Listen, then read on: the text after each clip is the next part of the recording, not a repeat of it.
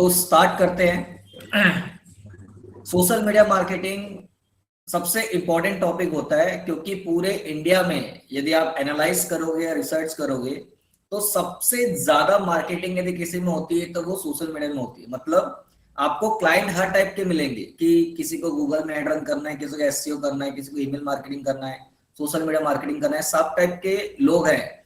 लेकिन परसेंटेज देखोगे तो लगभग 50-60% लोग सोशल मीडिया यूज करते हैं फॉर मार्केटिंग। इसका रीजन क्या होता है? क्योंकि यहाँ से इंस्टेंट रिजल्ट मिलता है। क्योंकि इंडिया में लोगों के पास पेशेंस नहीं है कि वो ऑर्गेनिक काम करे और उसका रिजल्ट 2 महीने बाद 6 महीने बाद आएगा तो चलेगा। उनको ऐसा है कि यदि मैंने आज पैसा इन्वेस्ट किया तो कल रिजल्ट आना चाहिए या तुरंत रिजल्ट आना चाहिए। तो उसके लिए बेस्ट प्लेटफॉर्म होता है सोशल मीडिया, राइट। अब आज का जो हमारा टॉपिक है वो है social media optimization. That means social media में दो चीज होती है, एक होता है ऑर्गेनिक सेक्शन, दूसरा होता है पेड सेक्शन। डिफरेंस क्या है दोनों में? सोशल मीडिया ऑप्टिमाइजेशन का मतलब है ऑर्गेनिकली बिना अमाउंट स्पेंड किए हम सोशल मीडिया से कैसे अपने बिजनेस को प्रमोट कर सकते हैं और वहां से ज्यादा बेनिफिट ले सकते हैं। दूसरा होता है पेड एड, जहां पे हम पैसे पे करके ज्यादा से ज्यादा लोगों तक रीच करते हैं और हमको सेल चाहिए, लीड चाहिए, वो गेन करते हैं। ठीक है, तो आज का जो टॉपिक है वो है ऑर्गेनिक, बिना अमाउंट स्पेंड किए कैसे हम सोशल मीडिया में अपने कंपनी पेज को मैनेज करेंगे, क्या कंटेंट डालना चाहिए जिससे हमको बिजनेस मिल सकता है या लीड मिल सकता है। लेकिन उससे पहले सबसे इंपॉर्टेंट चीज, सोशल मीडिया होता क्या है? What is social media? तो एकदम सिंपल लैंग्वेज में बात करें तो मीडिया का मतलब होता है एक प्लेटफॉर्म, और सोशल मतलब जहां पे लोग आपस में कनेक्ट हो सकते हैं। तो सोशल मीडिया मतलब एक ऐसा प्लेटफॉर्म जहां पे लोग आपस में कनेक्ट होते हैं, अपने आइडियाज को, थॉट्स को एक्सचेंज करते हैं। जैसे कि फेसबुक हो गया, इंस्टाग्राम है, लिंक्डइन है, यूट्यूब है, ये सब क्या है? एक डिजिटल प्लेटफॉर्म है जहां पे लोग आपस में कनेक्ट होते हैं, इसीलिए हम इनको सोशल मीडिया प्लेटफॉर्म बोलते हैं। लेकिन सवाल ये नहीं है, ये तो चलो थ्योरेटिकल पार्ट हो गया। सवाल ये है कि आज की डेट में हमें सोशल मीडिया का ध्यान क्यों रखना चाहिए, क्यों किसी भी बिजनेस को सोशल मीडिया में मार्केटिंग करनी चाहिए। उसका सबसे बड़ा रीजन ये है कि लगभग 12 बिलियन से भी ज्यादा एक्टिव सोशल मीडिया यूजर है वर्ल्ड वाइड, जो सोशल मीडिया एक्टिवली यूज करते हैं। एक्टिवली का मतलब रेगुलर बेसिस पे यूज कर रहे हैं। नंबर ऑफ अकाउंट की बात करोगे तो वो बहुत ज्यादा है, लेकिन यदि हम बात करते हैं एक्टिव यूजर की तो लगभग 12 बिलियन के आसपास यूजर है। ये भी 4 महीना पुराना डेटा है। यदि आप अभी करेंट डेटा देखोगे तो हो सकता है इससे ज्यादा लोग हो जाए, लेकिन उसको यदि हम बाइफरकेट करें तो 12 बिलियन यूजर जो है उसमें से लोग कौन कौन से प्लेटफॉर्म को यूज कर रहे हैं? तो सबसे ज्यादा फेसबुक यूज हो रहा है 3.5 बिलियन के आसपास, फिर यूट्यूब है, इंस्टाग्राम है, लिंक्डइन है, एक्स है जो पहले ट्विटर था आपका, उसके बाद पिंटरेस्ट है। ये डिक्रीजिंग ऑर्डर पे। तो बोलने का मतलब ये है कि हमको पता है जहां पे सबसे ज्यादा क्राउड होती है वहां पे यदि हम अपनी पब्लिसिटी करते हैं तो ज्यादा बेनिफिट मिलने का चांस है, विजिबिलिटी ज्यादा मिलने का चांस है, लीड आने का ज्यादा चांस है। और हमको यदि दिख रहा है कि इतना ज्यादा एक्टिव सोशल मीडिया यूजर है, तो यदि मैं अपने बिजनेस को सोशल मीडिया में प्रमोट करता हूं तो चांसेस है कि मेरे पास भी क्या आएगी? इंक्वायरीज आएगी। इसलिए लोग क्या करते हैं? सोशल मीडिया में मार्केटिंग करते हैं।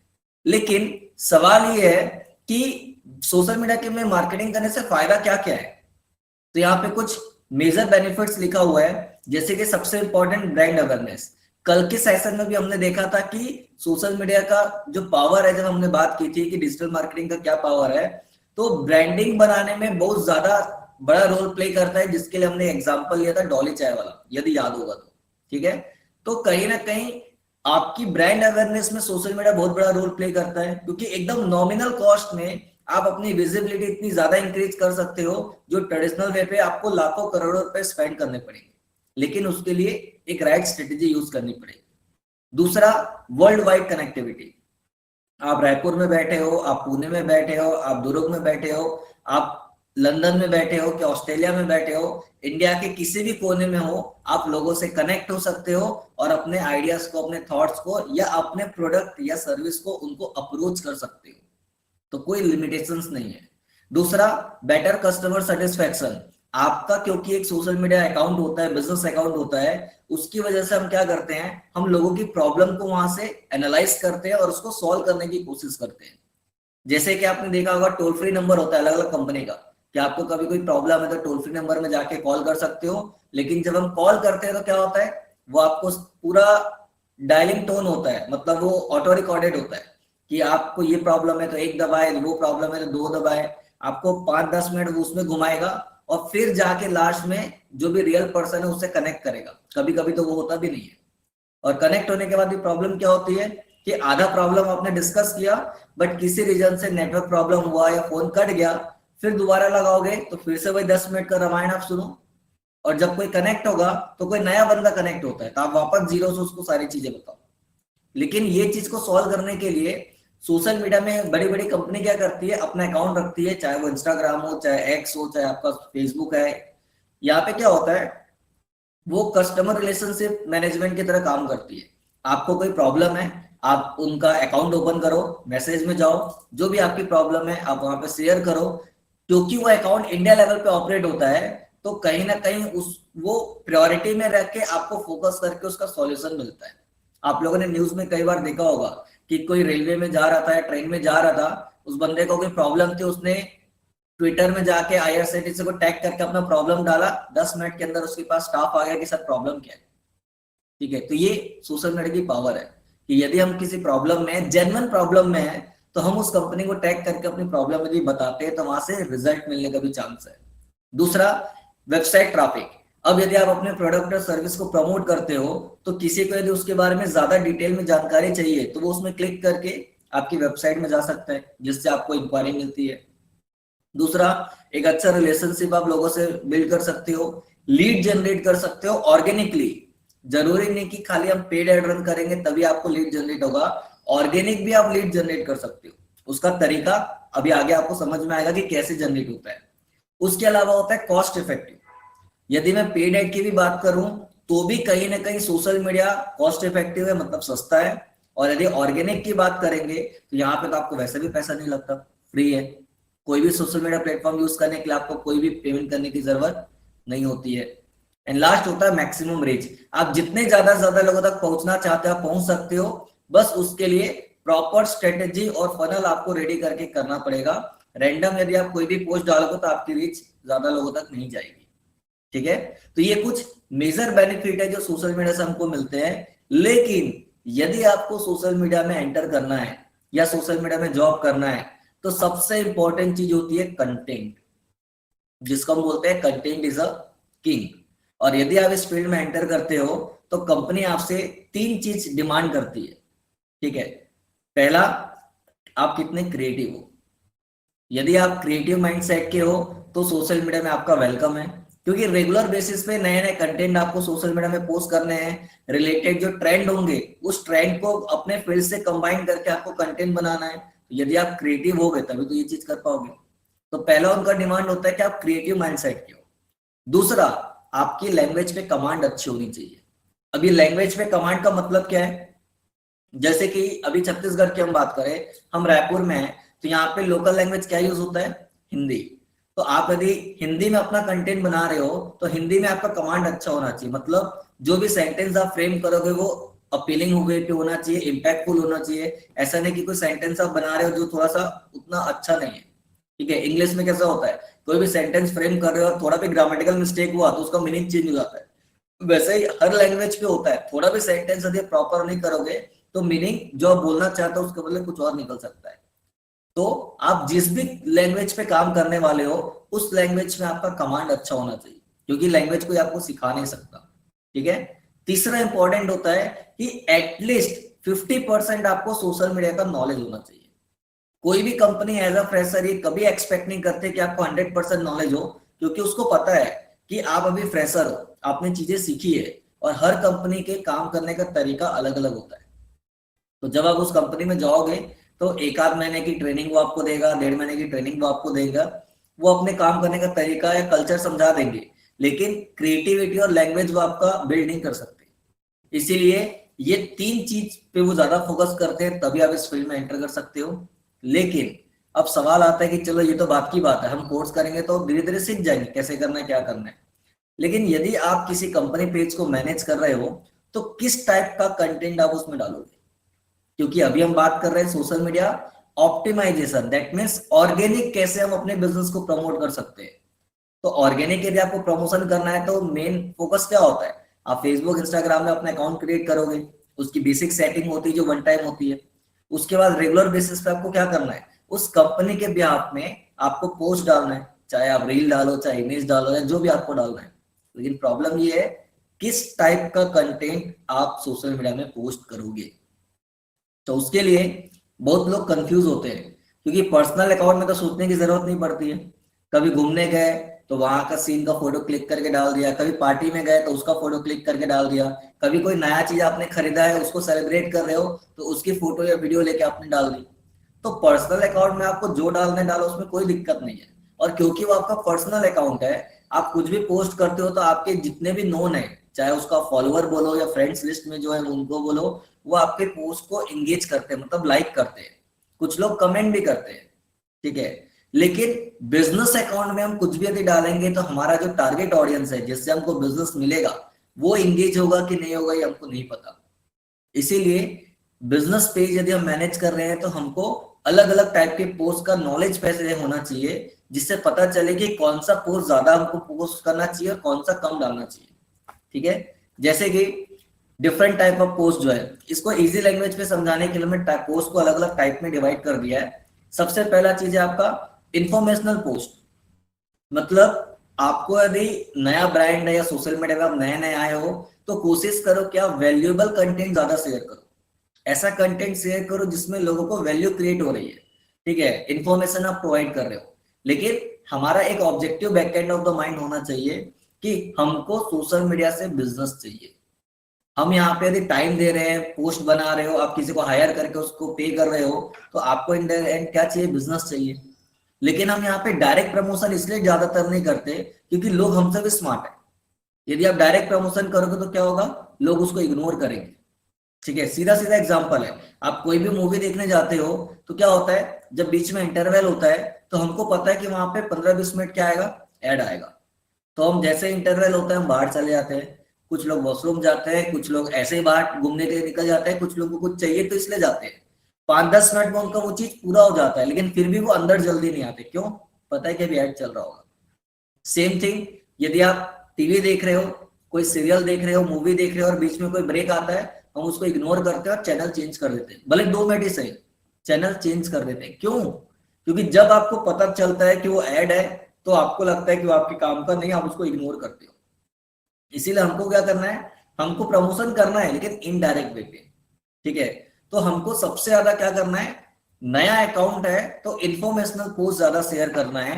अब ये इन्फॉर्मेशनल होता क्या है एक्चुअल में, इसको समझना है। तो यहाँ पे आप देख रहे होगे ओरियो का एक पोस्ट मैंने स्क्रीनशॉट करके रखा हुआ है ताकि आप लोगों को अच्छे से समझ में आए, ठीक है। अब यहाँ पे हो क्या रहा है कि ओरियो एक रेसिपी शेयर कर रहा है, ठीक है, चॉकलेट कुकीज कैसे बनाना है वो एक रेसिपी शेयर कर रहा है, जिसमें उसने क्या किया है, आप देख रहे होगे ध्यान से तो आपको दिखेगा ऊपर में एक ओरियो की यूआरएल है, मतलब वो उसमें वीडियो कंटेंट है कैसे रेसिपी बनाना है।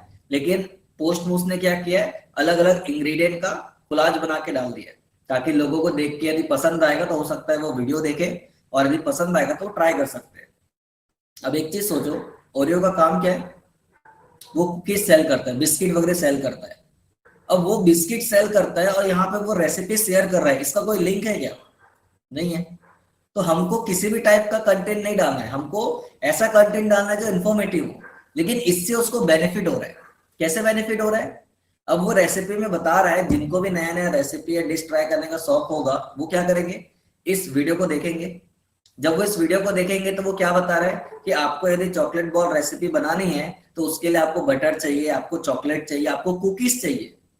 तो वो एज ए इंग्रेडिएंट क्या क्या यूज कर रहा है, चॉकलेट, बटर, कुकीज मतलब बिस्किट। बिस्किट में कौन सा यूज कर रहा है, वो ओरियो की बिस्किट यूज कर रहा है। क्यों, क्योंकि उसका खुद का ब्रांड है, वो किसी और का तो यूज करेगा नहीं। बट वो आपको ये नहीं बोल रहा है कि आप भी ओरियो का यूज करो, वो बस बता रहा है कि आपको ये 3 इंग्रेडिएंट चाहिए जिससे आप ये रेसिपी बना सकते हो। अब एक चीज देखोगे ध्यान से तो नीचे आपको दिख रहा है लगभग 19,700 लोगों ने इसको शेयर किया है और लगभग 29,000 लोगों ने लाइक किया है। मतलब जिस दिन का भी ये पोस्ट है उस दिन लगभग 29,000 लोगों ने लाइक किया है और 19,000 लोगों ने शेयर किया है।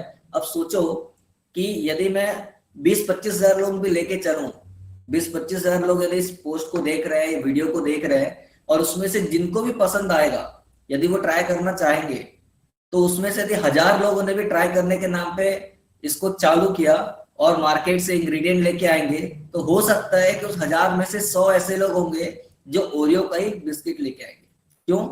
क्योंकि वो देखेंगे इसने तो ओरियो का कुकीज लिया था।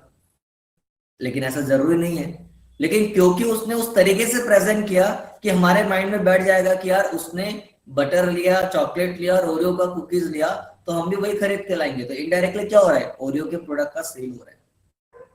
वो आपको इस तरीके का इंफॉर्मेशन दे रहा है जिसको आप अप्लाई करने जाओगे तो घूम फिर के उसके प्रोडक्ट को आप यूज करोगे। तो लोगों के लिए वैल्यूएबल कंटेंट हो गया, इंफॉर्मेशनल कंटेंट हो गया, लेकिन स्मार्टली इसने क्या किया, अपने आप को प्रमोट किया और अपना प्रोडक्ट भी सेल हो गया। समझ में आया? तो ये सबसे इंपॉर्टेंट है कि नए ब्रांड में डायरेक्ट प्रमोशन करोगे तो लोग इग्नोर करेंगे, क्योंकि अभी आपको लोग जानते नहीं है, ट्रस्ट नहीं है। तो आपको क्या करना है, आपको इंफॉर्मेशनल पोस्ट पे ज्यादा फोकस करना है। ठीक है ना? सेकेंड, इसके बाद होता है एंगेजमेंट कंटेंट, मतलब एंगेजमेंट पोस्ट। एंगेजमेंट पोस्ट का मतलब क्या होता है? इसका मतलब ये होता है कि हम लोगों को फोर्स कर रहे हैं कि वो आपके पोस्ट में लाइक करे, कमेंट करे, शेयर करे या उसको सेव करे। ठीक है? ये पोस्ट अपने आप सामने वाले को बोल रहा है। जैसे कि एक एग्जांपल आपको दिख रहा है, हर एक चीज का एग्जांपल है ताकि आपको अच्छे से चीजें समझ में आए। क्या एग्जांपल है? आपको यहाँ पे दिख रहा है कि एक कंपनी ने पोस्ट किया है जिसमें लिखा हुआ है after 50 and 60 year of age. नीचे दो सिचुएशन दी हुई है, लेफ्ट साइड में एक ऐसा पर्सन है जो हॉस्पिटलाइज है और राइट हैंड साइड में ऐसा पर्सन है जो हेल्दी है और वो अपनी फैमिली के साथ एंजॉय कर रहा है। नीचे लिखा हुआ है which old age do you want.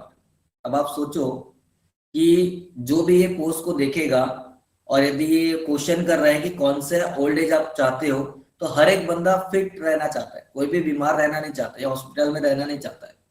तो लोग यदि उसमें कमेंट करेंगे कि मेरे को सेकंड पोजीशन में रहना है, तो कहीं ना कहीं सेकंड सिचुएशन में रहने के लिए उसने नीचे देखो एक चीज लिखी हुई है, people taking sea buckthorn at their old age. क्यों? क्योंकि उस कंपनी का वो प्रोडक्ट है। तो अभी जब लोग सेकंड सिचुएशन कमेंट करेंगे तो इनडायरेक्टली ये जो कंपनी है उसके लिए वो सारे लोग टारगेट ऑडियंस थे जो सेकंड पोजीशन लेना चाहते हैं, मतलब इनडायरेक्टली उसके लिए लीड है। सब हेल्दी रहना चाहते हैं, लेकिन हेल्दी कैसे रहेंगे? जब वो इस प्रोडक्ट का यूज करेंगे। तो वो उनको क्या कर सकता है, उनको कमेंट कर सकता है या उनके कमेंट में रिप्लाई कर सकता है कि यदि आप भी हेल्दी रहना चाहते हो तो क्या आपको सीवकथॉन के बारे में नॉलेज है, क्योंकि इससे आप हेल्दी रह सकते हो। इससे क्या हुआ, जितने लोगों ने भी कमेंट किया उनको नॉलेज नहीं है और नॉलेज लेने में कोई प्रॉब्लम भी नहीं है। तो हो सकता है कि उसमें से बहुत सारे लोग ऐसे होंगे जो बोलेंगे ठीक है मुझे इसके बारे में डिटेल दो, उसके बाद लेना ना लेना बात की बात है। तो उसमें से कुछ परसेंट लोग भी यदि डिटेल लेने के बाद प्रोडक्ट बाय करते हैं तो उसका क्या हुआ, सेल हुआ। लेकिन वो डायरेक्ट प्रमोट नहीं कर रहा है, अभी वो इनडायरेक्ट प्रमोशन कर रहा है। ठीक है? तो ये जो फॉर्मेट है इसको हम बोलते हैं पोल, काइंड ऑफ एक क्वेश्चन टाइप का फॉर्मेट है जिसमें लोग आंसर देते हैं। ठीक है? तो एंगेजमेंट पोस्ट जो होता है उसमें आप पोल टाइप की चीजें डाल सकते हो, आप टैग और फ्रेंड्स वाले ऑप्शन को डाल सकते हो। ठीक है? या फिर आपने देखा होगा कि कोई भी वीडियो या पोस्ट जो होता है उसमें एक सेंटेंस या जिसको हम कॉल टू एक्शन बटन बोलते हैं या हुक लाइन बोलते हैं, जिसको देख के लोग रुकते हैं। यदि आप रील देखोगे तो रील में ज्यादातर होता है क्या कि इस वीडियो को सेव करके रखो ताकि आपसे मिस ना हो जाए।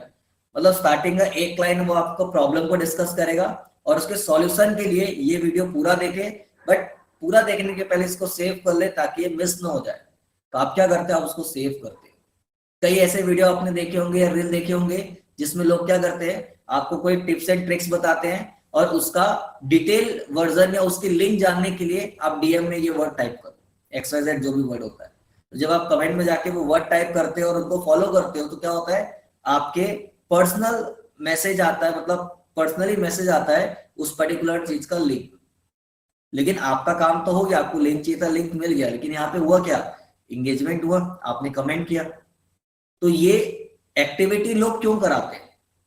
इंगेजमेंट पोस्ट का मतलब हमको ये नहीं होना है कि हमारे पोस्ट में बहुत ज्यादा लोग लाइक कर रहे हैं, कमेंट कर रहे हैं, शेयर कर रहे हैं, उससे खुश नहीं होना है। हम ये एक्टिविटी इसीलिए कराते हैं क्योंकि जितने ज्यादा लोग आपके पोस्ट से इंगेज होंगे उतना ज्यादा इंस्टाग्राम के या फेसबुक के एल्गोरिथम को पता चलता है कि ये पोस्ट लोग बहुत ज्यादा पसंद कर रहे हैं, मतलब ये शायद वैल्यूएबल कंटेंट है उस फील्ड से रिलेटेड। तो जितने भी लोगों को उसमें इंटरेस्ट है उन लोगों तक ये पोस्ट को पहुंचाओ। तो वो क्या करता है, ऑर्गेनिकली आपके पोस्ट की रीच बढ़ा देता है। लेकिन कब बढ़ेगा? जब एंगेजमेंट ज्यादा आएगा। इसीलिए आपको क्या करना है, एंगेजमेंट पोस्ट भी साथ साथ में डालना है। ठीक है, क्लियर है यहां तक? ठीक है, इसके बाद नेक्स्ट होता है आपका प्रमोशनल पोस्ट। अब ये प्रमोशनल पोस्ट क्या होता है? इसमें डायरेक्ट प्रमोशन करो, इधर उधर की कोई बात नहीं। ठीक है, आपके पास यदि 30 दिन है, 30 दिन का यदि आप कैलेंडर बना रहे हो तो कोशिश करो कि वीक में एक प्रमोशन डायरेक्ट पोस्ट करो, कोई दिक्कत नहीं। आपके यूजर को ही पता है कि आपकी कंपनी का पेज है तो इसमें आपके प्रोडक्ट के बारे में तो इन्फॉर्मेशन आएगा ही आएगा। ठीक है, लेकिन आपको प्रमोशनल लिमिटेड करना है और इंफॉर्मेशनल और एंगेजमेंट पोस्ट को ज्यादा देना है। क्लियर है? इसके बाद होता है फेस्टिवल पोस्ट। अब ये फेस्टिवल पोस्ट क्या होता है?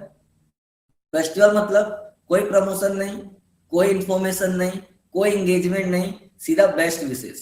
जो भी आपका फेस्टिवल है उससे रिलेटेड बेस्ट विशेष, लेकिन उसमें आपके फील्ड का टच होना चाहिए। जैसे कि यहाँ पे आपको दिख रहा है कि हैप्पी कृष्ण जन्माष्टमी लिखा हुआ है, ऊपर में मटकी रखी हुई है, लेकिन मटकी जिस तरीके से बनी हुई है वो पूरे सोशल मीडिया आइकॉन से बनी हुई है।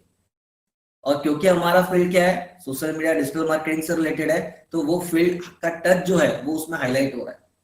और साइड में आपका ब्रांड का लोगो जो भी है, इससे क्या होता है, आपकी डायरेक्टली ब्रांडिंग होती है। ठीक है, तो आपको जितने भी फेस्टिवल है कोशिश करो कि हर फेस्टिवल में पोस्ट डालो, लेकिन ऐसा नहीं कि खाली गूगल से उस फेस्टिवल का कंटेंट निकाला और हैप्पी जो भी है, जैसे कल घासीदास जयंती है तो आपने लिख दिया हैप्पी गुरु घासीदास जयंती, अपना लोगो लगा दिया और पोस्ट कर दिया। नहीं, सबको ही वही करते हैं, तो आपके में और उसमें डिफरेंस क्या रहेगा? तो एज अ डिजिटल मार्केटर हम किसी कंपनी के लिए फेस्टिवल पोस्ट बनाएंगे तो उस कंपनी का या उनके फील्ड का टच उसमें डालेंगे जो लोगों से हट के आपको बनाएगा। ठीक है, जो इनडायरेक्टली आप ही की ब्रांडिंग करता है कि आपका ये ब्रांड इस प्रोडक्ट से रिलेटेड काम करता है। आपको बोलने की जरूरत नहीं है, वो देख के समझ में आता है। ठीक है, तो वो चीज हमको ज्यादा करनी है। इसके अलावा इमोशनल पोस्ट, आपको इमोशनल कंटेंट पे ज्यादा फोकस करना है। अब ये इमोशनल पोस्ट क्या होता है? जैसे कि एग्जांपल यहाँ पे आईफोन का दिया हुआ है। आईफोन ने क्या किया हुआ है, उसका कोई भी पोस्ट देखोगे या एड देखोगे तो वो अपने एड में इस तरीके से आपको माइंडसेट आपका बनाता है कि आईफोन जो है वो सारे फोन से हमेशा बेस्ट फोन है, प्लस एक क्लास है। उसने अपने आप का ऐसा क्लास डिस्ट्रीब्यूट किया है कि यदि आपके पास आईफोन है that means you are rich. लेकिन आप रियलिटी देखोगे तो इंडिया में 80% आईफोन ईएमआई में खरीदे जाते हैं। ठीक है, लेकिन उसने माइंडसेट ऐसा बनाया कि लोग दिखावे के चक्कर में सही आईफोन खरीदते हैं, भले उनका बजट हो या ना। ठीक है, या फिर आप मैगी की बात करो, मैगी क्या करता है, ऐसा ग्रेविटी मार्केट में बना दिया है इमोशनल कंटेंट के साथ कि यदि आपको यदि भूख लग रही है और तुरंत कुछ खाना है तो मैगी से अच्छा कुछ भी नहीं है, 2 मिनट में मैगी बन जाती है। लेकिन आप बनाने जाओ 2 मिनट में बनता है क्या? नहीं बनता, 10-15 मिनट लग जाता है। वही पे हम बात करें एलआईसी की, तो आप कभी भी एलआईसी का एड देखोगे तो क्या दिखाता है कि आप रास्ते में जा रहे हो और अचानक से आपके सामने लगा एक्सीडेंट हो गया। ठीक है, तो एकदम से आप डर जाते हो। बोलने का मतलब क्या है कि वो आपको डरा के इमोशनली इनडायरेक्टली ब्लैकमेल कर रहा है कि आपको भी कभी भी कुछ भी हो सकता है। तो बेटर है कि आप इंश्योरेंस ले लो ताकि आपके जो पेरेंट्स है, आपकी जो फैमिली है, उसको बाद में कोई प्रॉब्लम ना हो। ठीक है, तो ये जो चीज होती है इसका हम बोलते हैं इमोशनल कंटेंट। जरूरी नहीं कि इमोशनल कंटेंट में हर बार आप लोगों को डराओ, बस उनको इस तरीके से फील कराओ कि ये यदि आपके पास है तो आप एकदम अच्छी लाइफ एंजॉय कर सकते हो, ये आपके पास होना ही चाहिए। तो लोग जब इमोशनली कनेक्ट होते हैं तो उस प्रोडक्ट को जल्दी परचेज करते हैं या उनका इंटरेस्ट थोड़ा जल्दी आ जाता है। तो हमको क्या करना है, हमको इमोशनल कंटेंट पे भी फोकस करना है। तो ये जो टाइप्स ऑफ पोस्ट है, ये 5 टाइप के पोस्ट होते हैं जो हम कंपनी पेज में उनकी जरूरत के हिसाब से अलग अलग प्लान करके डालते हैं, जिसमें informational post, engagement post, festival post, promotional post और ये आपका इमोशनल पोस्ट। ये 5 पोस्ट है जिसको हम ज्यादातर यूज करते हैं। लेकिन अब एक सवाल आता है, क्या सवाल आता है कि चलो ये टाइप्स ऑफ पोस्ट तो समझ में आ गया, लेकिन इस पोस्ट को बनाने के लिए जो कंटेंट यूज होगा वो किस टाइप का कंटेंट हम यूज कर सकते हैं? क्योंकि जब आपको पहले से नॉलेज होगा तो आपको वो चीज बनाना या उस पर रिसर्च करना इजी हो जाएगा। तो इसके लिए हम क्या करते हैं, different type of content use करते हैं। क्या क्या कंटेंट हो सकता है? तो पहला इन्फोग्राफिक कंटेंट हो सकता है। इन्फोग्राफिक मतलब फॉर एग्जांपल आपके पास कोई ऐसा कंटेंट है जो आप इंफॉर्मेशन देना चाहते हो, वो आर्टिकल के फॉर्मेट में, मतलब थ्योरी जैसा है आर्टिकल के फॉर्मेट में। तो आज की डेट में थ्योरी पढ़ना किसी को पसंद नहीं है। तो आप चाहो तो उस आर्टिकल में से जो की पॉइंट है, जो मेन मेन हाईलाइट पॉइंट्स है, उसको आप क्या कर सकते हो, डायग्राम के थ्रू या नंबर्स के थ्रू, टेक्स्ट के थ्रू, इमेज के थ्रू हाईलाइट कर सकते हो और एक इन्फोग्राफिक कंटेंट बना सकते हो। क्योंकि इन्फोग्राफिक का मतलब जो इन्फॉर्मेशन है उसको इमेज के थ्रू एक्सप्लेन करना, दैट इज कॉल्ड इन्फोग्राफिक। ठीक है, तो आप इन्फोग्राफिक कंटेंट यूज कर सकते हो जो कम में लोगों को चीजें एक्सप्लेन कर देगा और एंगेजिंग भी होता है, बोरिंग भी नहीं लगता है। ठीक है, दूसरा होता है आपका इंटरेक्टिव कंटेंट। इंटरेक्टिव कंटेंट मतलब क्वेश्चन जैसा, क्विज जैसा, जैसा हमने पहले भी देखा था। ठीक है, तो जैसे यहाँ पे लिखा हुआ है find the best combination for Google. अब गूगल क्या है, एक सर्च इंजन है, तो कॉम्बिनेशन क्या बनेगा, ANC। तो ये क्या है, ये एक पोल जैसा है, क्वेश्चन जैसा है। तो इस टाइप का आप क्या कर सकते हो, कंटेंट क्रिएट कर सकते हो। इसके अलावा GIF कंटेंट, GIF मतलब मूविंग कंटेंट, जैसा आपको यहाँ पे दिख रहा है, अलग अलग जो डिजिटल मार्केटिंग के अंदर टूल्स होते हैं वो सारे टूल्स के आइकॉन आपको यहाँ पे दिख रहे हैं जो आप आगे सीखोगे। तो एक चालू है, दूसरा बंद है, अल्टरनेटिव वाला जो है चालू बंद हो रहा है। तो ये क्या करता है, यदि आप इंस्टाग्राम में नॉर्मल सर्फिंग कर रहे हो और कोई फिक्स इमेज आती है तो उतना ज्यादा टेंशन हमारा नहीं आता, लेकिन वहीं पे फिक्स इमेज के बदले कोई मूविंग इमेज है जिसमें कोई चीज मूव हो रही है, उसमें हमारा ध्यान थोड़ा जल्दी जाता है। तो यदि आपको लोगों का ध्यान अट्रैक्ट करना है तो आपको क्या करना पड़ेगा, स्टैटिक इमेज के बदले थोड़ा सा डायनेमिक इमेज, मतलब कस्टम GIF आप बना सकते हो अपने प्रोडक्ट से रिलेटेड। फॉर एग्जांपल कोई ऑफर प्रमोट कर रहे हो तो आपका जो कॉल टू एक्शन बटन है उसको आप ब्लिंक कर सकते हो, कलर चेंज कर सकते हो। जो ऑफर है 15%, 10% या कुछ अमाउंट है उसको आप हाईलाइट कर सकते हो, ब्लिंक कर सकते हो। मतलब लोगों का ध्यान जाना चाहिए बस, क्योंकि लोग जब आपके कंटेंट को देखेंगे तभी उसको पूरा पढ़ेंगे और तब समझ में आएगा उसको उसकी नीड है या नहीं, वो देखे आगे लेगा या नहीं। लेकिन देखेगा ही नहीं तो फिर लेने का सवाल है, इंटरेस्ट लेने का सवाल ही खत्म हो गया। तो आपको ये चीजें पर ज्यादा फोकस करना है। इसके अलावा यूजर जनरेटेड कंटेंट। अब ये यूजर जनरेटेड कंटेंट क्या होता है, यूजर जनरेटेड कंटेंट मतलब आपके यूजर ने आपके प्रोडक्ट को एक्सपीरियंस किया, चाहे वो प्रोडक्ट हो या सर्विस हो, और बिना आपके बोले वो सोशल मीडिया में उसको शेयर कर रहा है एज ए एक्सपीरियंस। ठीक है, चाहे वो अच्छा फील करने के लिए जैसा भी है। आपको एग्जांपल में भी दिख रहा है कि किसी ने स्टारबक की कॉफी लेके उसको सेल्फी लिया और वो सेल्फी क्या किया, सोशल मीडिया में डाला है। तो स्टारबक ने क्या किया है, उस सेल्फी को रीशेयर किया हुआ अपने वॉल पे, क्योंकि उसका कस्टमर उसको एंजॉय कर रहा है। तो यहाँ पे क्या हो रहा है, इनडायरेक्टली स्टारबक की प्रमोशन हो रही है, लेकिन उसका कस्टमर यूज कर रहा है, वो बोलेगा कि ये प्रोडक्ट अच्छा है तो उसकी ज्यादा वैल्यू है कंपेयर टू आप खुद बोलो कि मेरा प्रोडक्ट अच्छा है। क्योंकि आज की डेट में हर कंपनी जो प्रोडक्ट सेल कर रही है या सर्विसेज दे रही है वो अपने खुद के प्रोडक्ट को कभी भी खराब नहीं बोलेगी। लेकिन वहीं पे कोई और यूजर है जिसने उसको यूज किया है, वो ज्यादा अच्छा फीडबैक दे सकता है कि वो प्रोडक्ट कैसा है। तो यदि आपके कस्टमर ने कोई कंटेंट शेयर किया है जो पॉजिटिव कंटेंट है, उसको आप रीशेयर कर सकते हो एज अ पोस्ट, जिसको हम बोलते हैं यूजर जनरेटेड कंटेंट, जो प्रमोशनल पोस्ट के लिए ज्यादा यूज होता है। क्योंकि जरूरी नहीं कि प्रमोशनल पोस्ट मतलब डायरेक्ट प्रमोशन करो, आप इनडायरेक्ट भी अपनी अच्छी चीजों को हाईलाइट कर सकते हो। ठीक है, इसके अलावा मेम्स यूज कर सकते हो एंगेजमेंट कंटेंट के लिए। मेम्स मतलब जो फनी कंटेंट होता है, एंटरटेनिंग कंटेंट होता है। जरूरी नहीं कि मेम्स खाली इमेज के फॉर्मेट में होगा, ये वीडियो फॉर्मेट में भी हो सकता है। जैसे कि अभी आपने देखा होगा, अभी धुरंधर मूवी ट्रेंड पे चल रही है। ठीक है, मतलब अभी रिसेंट लगी हुई है। तो धुरंधर मूवी का एक सीन है जो बहुत ज्यादा इंटरनेट पे वायरल है। हर लोग उस पर्टिकुलर डांस स्टाइल को कॉपी करके रील बना रहे हैं और उसको शेयर कर रहे हैं। कुछ कंपनी उसको अपने अपने फील्ड से रिलेट करके कंटेंट डाल रही है। तो बोलने का मतलब क्या है कि वो भी काइंड ऑफ एक इंटरटेनिंग काइंड ऑफ कंटेंट है। तो लोग उसको अपने फील्ड से रिलेट करके क्या कर रहे हैं, मीम्स बना रहे हैं और उसको शेयर कर रहे हैं, क्योंकि वो अभी ट्रेंडिंग टॉपिक है, ट्रेंडिंग कंटेंट है, तो उसमें व्यूज बहुत ज्यादा आ रहे हैं, रिजल्ट बहुत ज्यादा आ रहा है। तो उस टाइप का कंटेंट हमको क्या करना है, शेयर करना है। इसके अलावा आप वीडियो कंटेंट शेयर कर सकते हो, क्योंकि इमेज और GIF से ज्यादा अच्छा होता है वीडियो कंटेंट। वीडियो मतलब अब रील बनाओ, इंस्टाग्राम में रील बनाए तो रील हो गया, नॉर्मल वीडियो कंटेंट हो गया। बट कोशिश करना है कि आपके वीडियो का जो लेंथ है, यदि वो 15-20 सेकंड में रेडियो जा रहा है तो वेल एंड गुड, अच्छी बात है। यदि कुछ इंफॉर्मेटिव कंटेंट है तो आप 30-40 सेकंड 50 सेकंड तक जाओ, मैक्सिमम 1 मिनट तक जाओ यदि आपका इंफॉर्मेशनल कंटेंट है तो।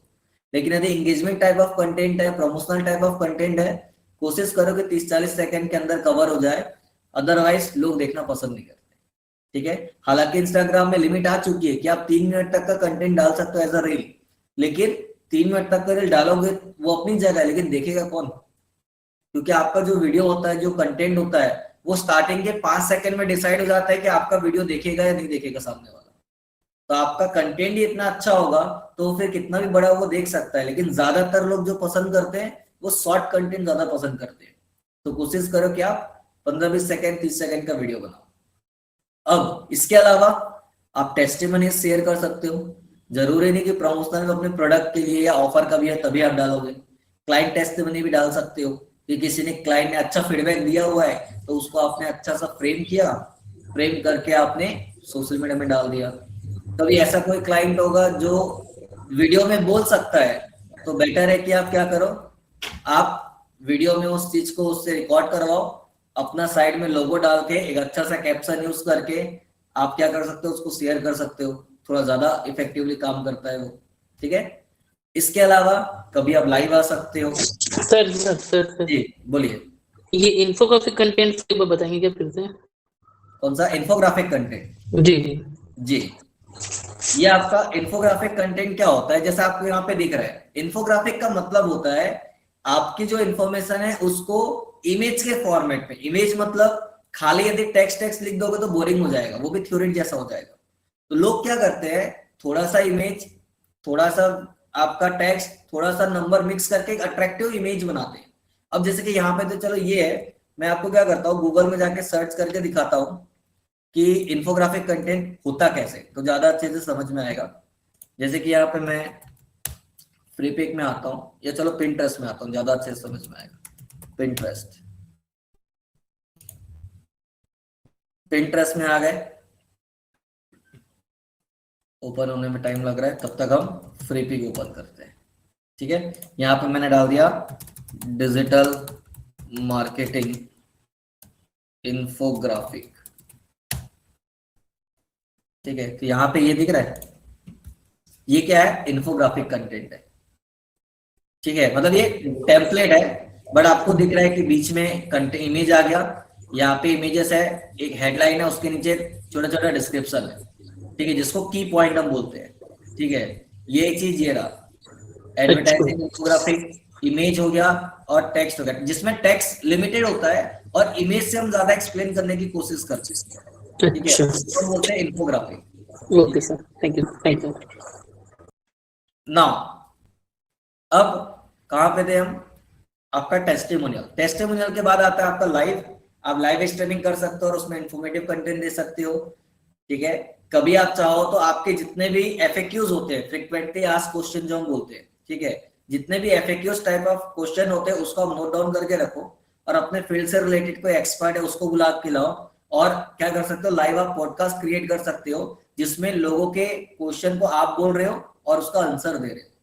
ठीक है, जैसे कि आपने कपिल शर्मा में देखा होगा, भले कपिल शर्मा एक कॉमेडी शो है, लेकिन जब भी कोई गेस्ट वहां पे आता है तो देखना बीच बीच में वो क्या करता है, हर गेस्ट से 2-4 क्वेश्चन पूछता है और वो बोलता है कि ये क्वेश्चन मेरा नहीं है, ये ऑडियंस का है। अब वो पहले से ऑडियंस से लेके रखा रहता है और वो क्वेश्चन अपने गेस्ट को पहले ही बता के रखते हैं कि ये क्वेश्चन आने वाला है, क्या आप इसका जवाब देने के लिए रेडी हो, ताकि ऐसा ना हो कि जब रिकॉर्ड कर रहे हो और रैंडम यदि ऑडियंस से पूछेंगे तो बहुत सारे लोग खड़े हो जाएंगे, उसमें बहुत ज्यादा टाइम वेस्ट होगा और आपका जो शो होता है वो लिमिटेड टाइम के लिए होता है। तो वही चीज आप भी यहाँ पे करते हो कि जो भी आपके एफएक्यूज है उसको आप कर सकते हो। आपका यदि मैन्युफैक्चरिंग प्रोडक्ट टाइप का है तो आप पूरा प्रोसेस बता सकते हो। यदि आप रिटेल भी करते हो तो आप कस्टमर जर्नी समझा सकते हो। लोगों को जिसमें मजा आता है उस टाइप का कंटेंट यदि आप उनको शेयर करोगे तो लोग इंगेज भी होंगे, लोग पसंद भी करेंगे। जो नहीं फॉलो करता वो आपको फॉलो भी करेगा और हो सकता है कि फ्यूचर में जब उसको जरूरत पड़े तो आपके पास से ही वो प्रोडक्ट ले। तो वो चीज का हमको ध्यान रखना है। ठीक है, इसके अलावा कभी कुछ नहीं समझ में आता तो शेयरेबल कोट्स आप डाल सकते हो। अब शेयरेबल कोट्स मतलब मोटिवेशनल कोट्स हो गए, लेकिन जरूरी नहीं कि हर बार आप मोटिवेशनल कोट से डालो, क्योंकि मोटिवेशनल कोट से आपको कुछ बेनिफिट नहीं मिलेगा, खाली वो एक इन्फॉर्मेटिव हो गया, एक कंटेंट आपने शेयर कर दिया। लेकिन कोशिश करो कि शेयरेबल कोट जो होता है उसमें आप क्या करो, अपने फील्ड से रिलेटेड ऐसे फैक्ट शेयर करो जो लोगों को इंपैक्ट करे कि यार ये फील्ड में पावर है। जैसे कि यदि मैं बोलूं कि अपने फील्ड से रिलेटेड मैं एक शेयरेबल कोट्स बनाता हूं और मैं यहाँ पे एनालाइज करके बताता हूँ लोगों को कि क्या आपको पता है कि 2026 में लगभग 26 लाख जॉब डिजिटल मार्केटिंग के अंदर जनरेट होने वाली है। अब इससे क्या होगा, ये मैंने खुद से नहीं बोला, मैंने इंटरनेट पे रिसर्च किया और देखा कि 2026 में कितनी डिजिटल मार्केटिंग में जॉब जनरेट हो सकती है, और उस चीज का स्क्रीनशॉट एज अ प्रूफ लेके मैंने एक अच्छा सा अट्रैक्टिव इमेज बनाया। तो इसमें क्या होगा, जितने लोगों को भी जॉब करना है और अच्छी जॉब करना है जिसमें फ्यूचर में स्कोप ज्यादा अच्छा है, तो वो क्या करेंगे, वो डिजिटल मार्केटिंग प्रीफर कर सकते हैं, क्योंकि पहली चीज तो वो ट्रेंड में चल रही है, दूसरा एआई टूल्स आजकल बहुत ज्यादा ट्रेंड में चल रहा है जो डिजिटल मार्केटिंग के अंदर ही कवर होता है, या उसी का एक पार्ट बोल सकते हो, ठीक है। और इसके लिए कोई टेक्निकल नॉलेज की जरूरत नहीं है, तो लोग क्या करेंगे, इंटरेस्ट लेंगे, यार मेरे को भी ये चीज करनी चाहिए। या फिर हो सकता है कि मैं कुछ ऐसा कंटेंट शेयर करूं कि क्या आपको पता है कि एक डिजिटल मार्केटर महीने का ₹1,00,000 भी कमा सकता है। अब जितने लोगों को जॉब करना होगा उनके लिए ₹1,00,000, बहुत सारे लोगों के लिए ₹1,00,000 कोई बड़ी चीज नहीं है, उनको मिल भी रहा होगा। बहुत सारे ऐसे हैं जिनके लिए ₹1,00,000 महीना मतलब बहुत बड़ी बात है। लेकिन डिजिटल मार्केटिंग में इतना पावर है कि एक समय के बाद, तुरंत कभी नहीं होता, एक समय के बाद लोगों को 5-5, 10-10 लाख रुपए भी महीने का एज अ सैलरी मिल रहा है, जब आपको 10-15 साल का एक्सपीरियंस हो जाता है तब, ठीक है। तो वो चीज आप यहाँ पे शेयर कर सकते हो। बोलने का मतलब ये है कि आपको अपने फील्ड से रिलेटेड इस टाइप का कंटेंट हाईलाइट करना है जिसमें यूजर इंटरेस्ट ले, और जब वो इंटरेस्ट लेगा तब फिर आप उसको क्या कर सकते हो, अप्रोच कर सकते हो अपने प्रोडक्ट और सर्विस के बारे में और डिटेल नॉलेज देने के लिए। एकदम से आप उसके ऊपर पूरा नॉलेज डाल दोगे तो बेचारा लेने के लिए रेडी है कि नहीं रेडी है वही आपको नहीं पता, तो क्या करेगा, छोड़ के चला जाएगा। इसीलिए आपको ये सब चीज का ध्यान रखना है, ठीक है। यहां तक क्लियर है कि जो भी पोस्ट होता है उसको कंप्लीट करने के लिए कौन कौन से टाइप के कंटेंट होते हैं। अब जो कॉन्सेप्ट है वो हमारा काम है सोचना कि किस टाइप का कॉन्सेप्ट को हम यूज करें उस कंटेंट को फुलफिल करने के लिए, ठीक है। नाउ अब सवाल होता है स्टार्ट कैसे करें, हाउ टू स्टार्ट। यदि कोई क्लाइंट आपके पास आता है या आप फ्रीलांसिंग कर रहे हो और आपके कोई क्लाइंट बोलता है कि मुझे सोशल मीडिया में अपने पेज को मैनेज कराना है, बजट अपनी जगह है, आपने उसको कन्विंस कर लिया, वो काम कराने के लिए रेडी भी हो गया, लेकिन आप स्टार्ट कैसे करोगे। तो सोशल मीडिया में यदि आपको किसी भी क्लाइंट के लिए काम करना है तो सबसे इंपॉर्टेंट होता है आपको ये सोशल मीडिया बिजनेस स्ट्रेटेजी पता होनी चाहिए, ठीक है। मतलब ऐसा नहीं होता कि एकदम से किसी भी क्लाइंट के लिए हम फेसबुक में, इंस्टाग्राम में जाके अपना अकाउंट क्रिएट करेंगे और काम चालू कर देंगे। आपको क्या होना चाहिए, सबसे पहले जो भी क्लाइंट आपके पास आ रहा है उस क्लाइंट के लिए हम क्या करते हैं, पहले देखते हैं कि उसका गोल क्या है, वो आपके पास सोशल मीडिया में क्यों काम कराना चाहता है। क्या उसको अवेयरनेस क्रिएट करना है, क्या उसको लीड जनरेट करना है, क्या वो ऑनलाइन अपने प्रोडक्ट को सेल करना चाहता है, या वो चाहता है कि उसके पोस्ट में बहुत ज्यादा एंगेजमेंट आए, फॉलोअर बढ़ाना चाहता है, क्या गोल है। क्योंकि जब तक आपको ये नहीं पता कि वो आउटपुट क्या चाहता है आपसे, तब तक आप एक अच्छी स्ट्रेटेजी बना के काम नहीं कर सकते। तो पहला, वो ऑब्जेक्टिव क्या चाहता है, मतलब उसका गोल या ऑब्जेक्टिव क्या है। दूसरा, उसका जो भी गोल और ऑब्जेक्टिव है उसको फुलफिल करने के लिए टारगेट ऑडियंस कौन है, मतलब जो भी उसका प्रोडक्ट या सर्विस है उसको लेने वाले लोग कौन है। एज है, मतलब मेल है, फीमेल है, यूथ है, ओल्ड एज वाले पर्सन है, या एकदम छोटे बच्चे हैं, ठीक है, कौन है। जब तक आपको वो नहीं पता तब तक आप ये नहीं डिसाइड कर सकते कि वो कौन से प्लेटफॉर्म पे मिलेंगे, ठीक है। वो फेसबुक में मिलेंगे, इंस्टाग्राम पे मिलेंगे, कहाँ मिलेंगे। इसको एक छोटे से एग्जांपल से समझते हैं, ज्यादा अच्छे से क्लियर होगा। जैसे कि आपके पास 3 क्लाइंट है, ठीक है। मैं ये एज्यूम कर रहा हूं कि आप शायद लोकल रायपुर से ही हो, ठीक है। तो आपको पता होगा कि रायपुर में MM फन सिटी करके एक क्या है, MM फन सिटी, एक आपका वाटर पार्क है, ठीक। दूसरा, सपोज आपके पास कोई दूसरा क्लाइंट आता है, कौन, TCS नामी कंपनी है, क्योंकि रायपुर की कंपनी बोलूंगा तो समझोगे नहीं। TCS कौन है, टाटा कंसल्टेंसी सर्विसेज, एक IT कंपनी है, IT कंपनी है। और तीसरा है आपके पास कौन, संजीव कपूर। अभी संजीव कपूर कौन है, संजीव कपूर शेफ है जो खाना बनाने का काम करता है, ठीक है। ये 3 क्लाइंट आपके पास आते हैं और तीनों क्लाइंट बोलते हैं कि मेरे को मेरे बिजनेस के लिए, मेरे प्रोफेशन के लिए क्या करना है, सोशल मीडिया में काम करवाना है और मैं चाहता हूं कि आप मेरे सोशल मीडिया अकाउंट को मैनेज करो और उसके लिए क्या करो, कंटेंट क्रिएट करके डालते जाओ, क्योंकि मेरे पास टाइम नहीं है।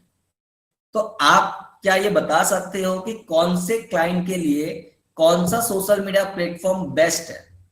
हमको सबके लिए इंडिविजुअल एक एक सोशल मीडिया का नाम बताना है कि फेसबुक अच्छा होगा, कि उसके लिए यूट्यूब अच्छा होगा, कि इंस्टाग्राम अच्छा होगा या ट्विटर अच्छा होगा, जो भी आपको समझ में आता है।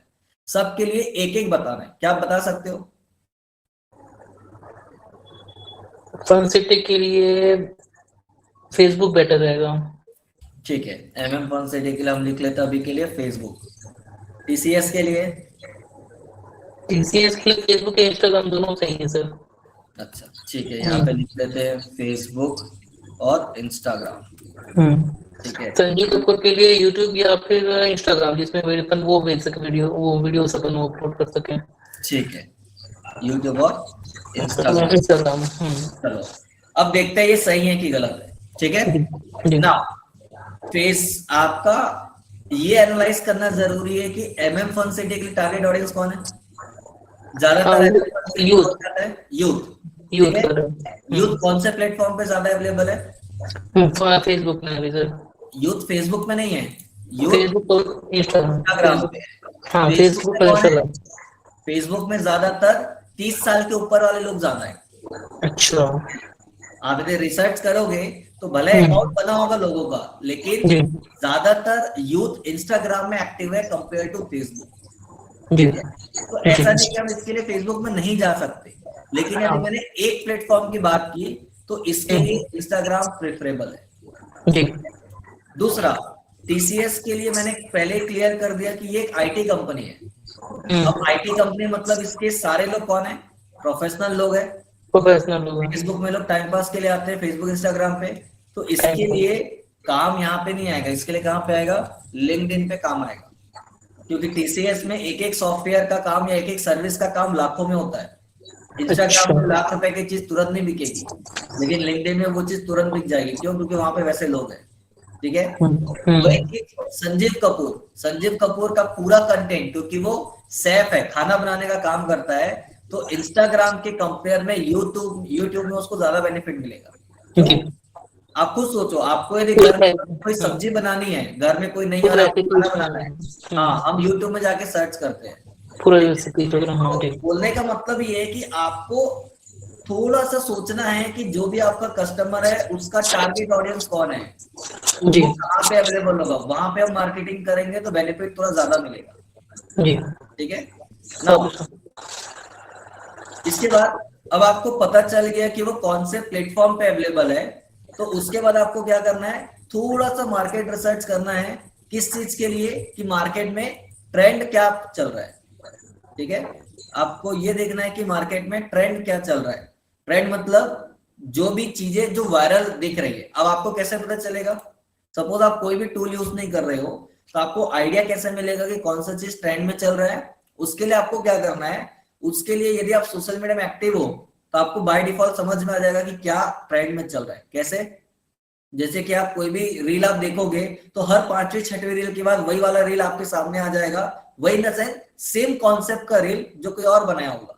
तो आपको पता चल जाएगा कि यार ये अभी बहुत ज्यादा ट्रेंड में चल रहा है, क्योंकि उसी टाइप का रील बार बार आपको दिखेगा। अभी आपने देखा होगा दो टाइप के रील ज्यादा दिख रहे हैं। कौन से?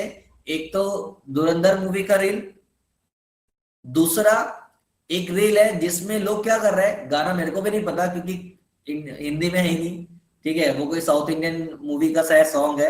आपने देखा होगा कि लोग क्या कर रहे हैं, पहले दो लोग हैं जो हाथ को इस तरीके से कर रहे हैं, आपको यदि दिख रहा होगा तो एक हाथ स्ट्रेट रखा हुआ, एक हाथ ऊपर से रख रहे हैं, और उसके बाद थोड़ी देर के बाद मुंह छुपा के इधर उधर मूव कर रहे हैं।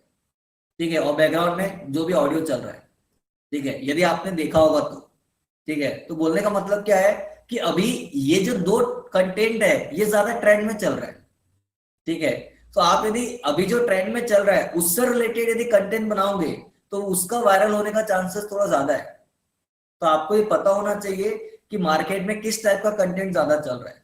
यदि एआई से रिलेटेड कंटेंट वायरल हो रहा है तो एआई में किस टाइप का कंटेंट वायरल हो रहा है, ताकि आप भी उस टाइप का कंटेंट अपने कंपनी के लिए बना सकते हो। उसके बाद फॉर एग्जाम्पल मैं बोलता हूं, आपको समझ में आ गया कि कौन सा कंटेंट वायरल जा रहा है। अब आपको क्या करना है, डायरेक्ट काम चालू नहीं करना है, आपको पहले ये देखना है कि आपके कंपनी में अवेलेबल रिसोर्स क्या क्या है। अवेलेबल रिसोर्स का मतलब टीम कौन कौन है। क्या आपके पास ग्राफिक डिजाइनर है जो आपको इमेज बना के देगा, क्योंकि एज अ डिजिटल मार्केटर हमारा काम नहीं होता कि हम कंपनी में फोटोशॉप या कोरोड्रा में बैठ के इमेज बनाएं या कैनवा में बैठ के इमेज बनाएं। बड़ी बड़ी कंपनी में अलग अलग पार्ट के लिए लोग होते हैं। डिजिटल मार्केटर एक होगा, ग्राफिक डिजाइनर अलग होगा, टेक्निकल वाला बंदा अलग होगा, वीडियो बनाने वाला बंदा अलग होगा, रिकॉर्डिंग करने वाला बंदा अलग होगा, एडिटिंग करने वाला बंदा अलग होगा।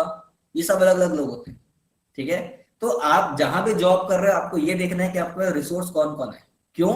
क्योंकि सपोज मैं बोलता हूँ आपके पास वीडियो एडिटिंग करने वाला कोई बंदा नहीं है आपकी टीम में, और आपने कोई ऐसा कॉन्सेप्ट सोचा जो रील के फॉर्मेट में है, तो वीडियो रिकॉर्ड तो चलो आप फोन से कर लोगे, लेकिन उसको एडिट कैसे करेगा, कौन करेगा?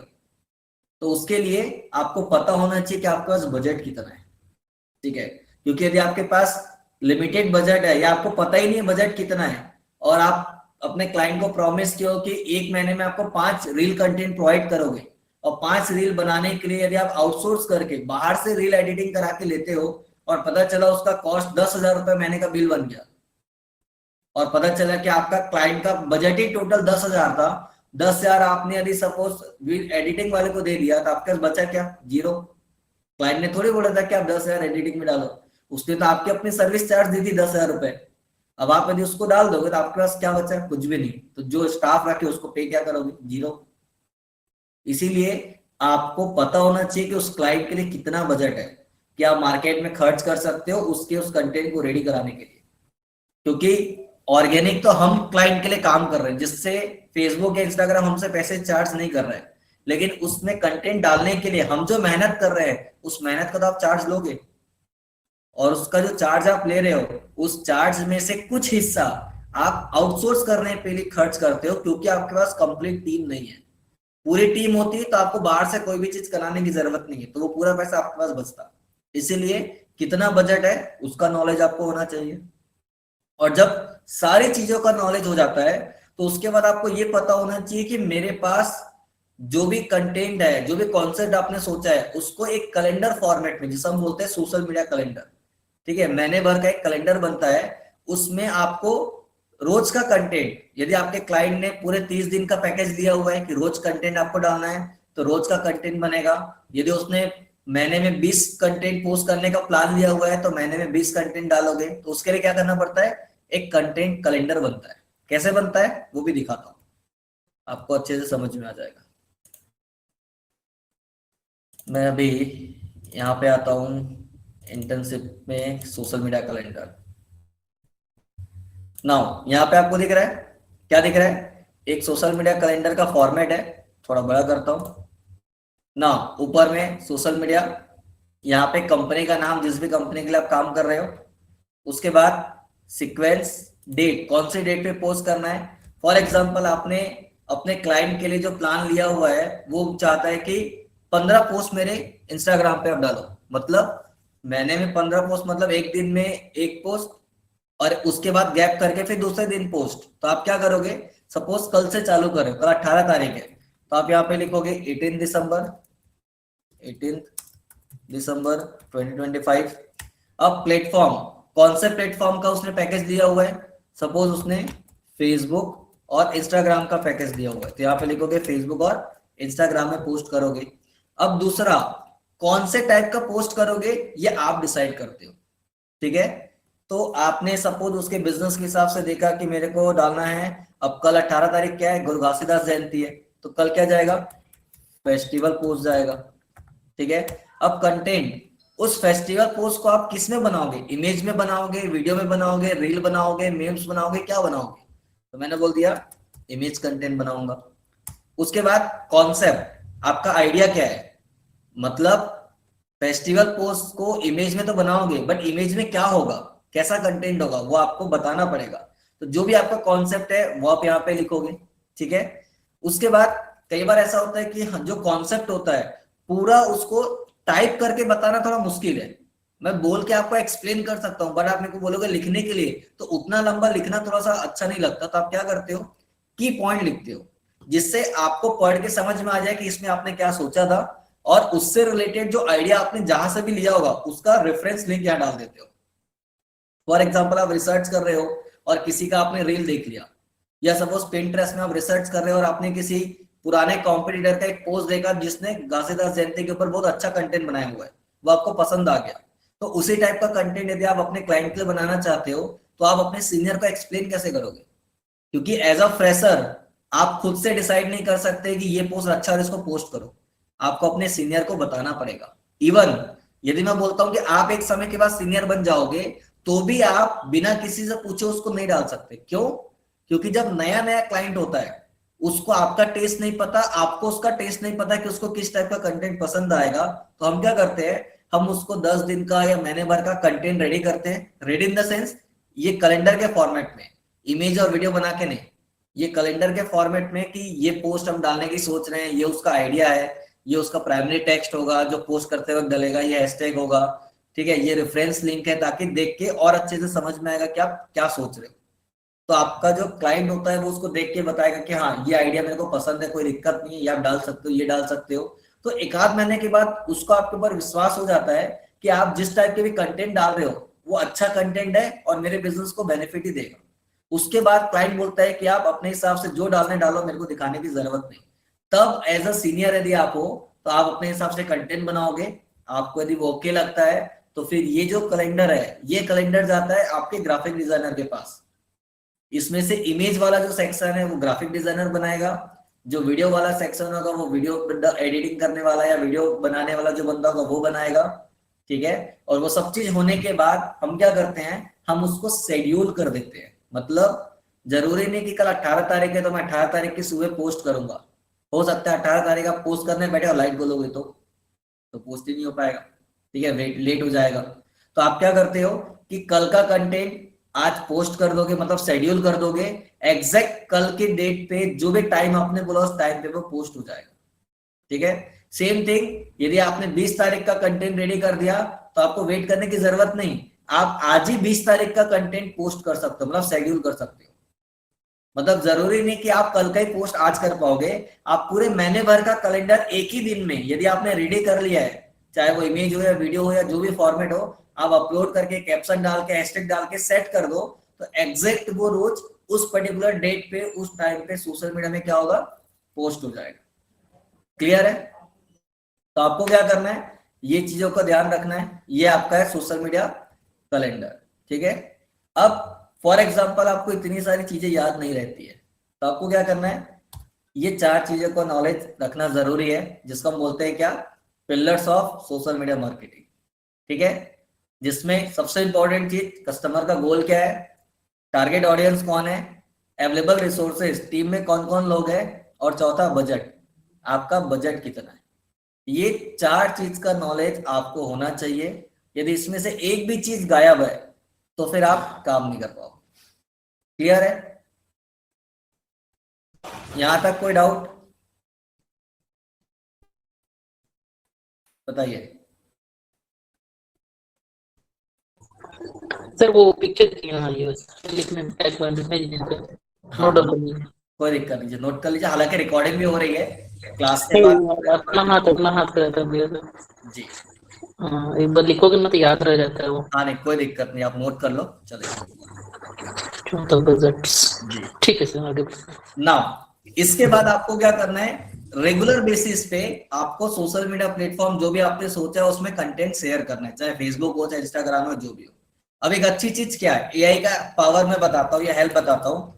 फॉर एग्जाम्पल आपको इमेज बनानी है, ठीक है, अब आपके पास ग्राफिक डिजाइनर नहीं है, ठीक है, तो क्या करोगे आप, हमको तो फोटोशॉप यूज करना नहीं आता या कैनवा यूज करना नहीं आता, तो आप क्या कर सकते हो, एआई टूल की हेल्प से खुद ही इमेज बना सकते हो, ठीक है। जैसे कि एक एग्जांपल मैं आपको देता हूं, मैं यहाँ पे चैट जीपीटी ओपन करता हूं। चैट जीपीटी से हम इमेज नहीं बनाएंगे, चैट जीपीटी से हम आइडिया लेंगे और उस आइडिया को दूसरे टूल को यूज करके इमेज बनाएंगे, ठीक है। जैसे कि फॉर एग्जाम्पल मैं चाहता हूं कि रियल एस्टेट कंपनी के लिए कल क्या है, घासीदास जयंती है, तो मैं घासीदास जयंती के लिए एक फेस्टिवल पोस्ट बनाना चाहता हूं। कौन से फील्ड के लिए, रियल एस्टेट के लिए, ठीक है। तो मैं एक काम करता हूं, मैं चैट जीपीटी को बोलता हूं क्या, गिव मी अब सपोज मेरे को इंग्लिश नहीं आती, ठीक है, ये मान के चलता हूँ कि मेरे को इंग्लिश नहीं आती तो मैं इंग्लिश में प्रॉम्प्ट नहीं दे सकता, लोगों का यही प्रॉब्लम है। तो आप क्या करो, यहाँ पे जो ऑडियो का ऑप्शन है आप बोलो, हिंदी में बोलो कोई दिक्कत नहीं, ठीक है। तो मैं यहाँ पे क्या करता हूँ, इसको ऑन करता हूँ, उसको हम बोलते हैं कि मेरी एक रियल एस्टेट कंपनी है और मैं चाहता हूं कि कल गुरु घासीदास जयंती है, तो उसके लिए एक फेस्टिवल पोस्ट बनाऊं जिसमें मैं लोगों को बेस्ट विशेष दूं गुरु घासीदास जयंती के ऊपर। तो उसके लिए मुझे आइडियाज चाहिए।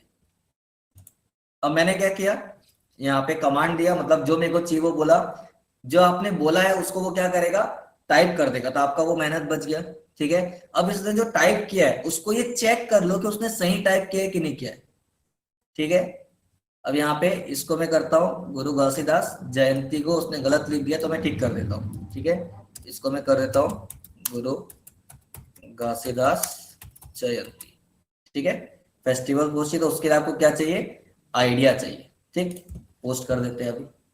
ये क्या करेगा, आपको आइडिया देगा, ठीक है। पहले आइडिया देखो, आइडिया पसंद आएगा तो फिर उसको अपन कन्वर्ट करेंगे, ठीक है। तो ये भी आपको आइडिया दे रहा है ना, ये इसने सीधा आपको बना के दे दिया, दिख रहा है आपको ये रहा, ठीक है। अब आपको ये पसंद है तो इसको यूज करो, अदरवाइज आपकी मर्जी, ठीक है।